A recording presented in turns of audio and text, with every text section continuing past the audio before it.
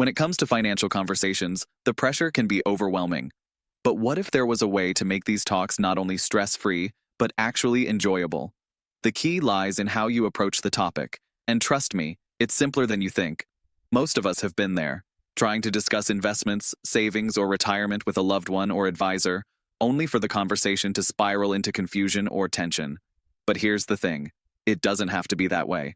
For the first reason, I want to emphasize the power of starting with common ground. The key is to focus on what you both agree on before diving into the differences. This sets a positive tone and makes the conversation feel less confrontational. Think about it. Most financial arguments stem from misunderstandings. If you can establish a shared goal from the start, like securing a comfortable retirement or growing wealth, you're already miles ahead. It's the same approach I use when consulting clients on complex portfolios. Finding the common thread first makes everything else easier to discuss. Now, I know what you might be thinking, but what if we don't agree on things? That's where the second point comes in: patience and empathy. It's crucial to listen first before responding. You see, when people talk about their finances, they're often talking about their deepest fears and desires. Money isn't just numbers. It's about security, freedom, and sometimes even identity. So, when you listen, really listen. You're not just hearing words. You're understanding what's driving the other person's perspective. This takes the pressure off of you too. You don't have to feel like you need to convince someone or win the conversation. Instead, it's about creating an open space for them to feel heard and respected.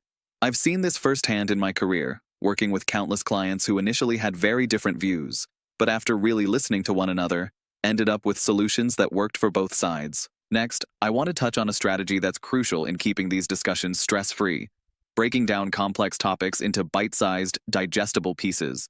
Most financial jargon can be a wall of confusion. But here's the thing, you don't have to know everything. When I worked with a financial advisory firm, we had to teach clients complex tax strategies, but we always broke them down into the simplest concepts first. It's amazing how much more confident people are when they understand the basics. If you start by explaining the why before the how, it can make the process much smoother. Instead of starting with numbers or charts that can overwhelm, ask yourself, what's the core problem we're trying to solve?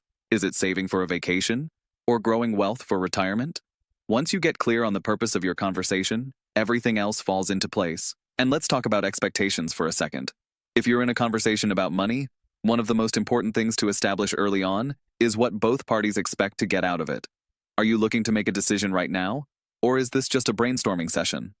Setting clear expectations ensures that no one feels pressured, and it gives both sides a clearer path forward. But here's a tip I've learned through my career. Always leave space for flexibility.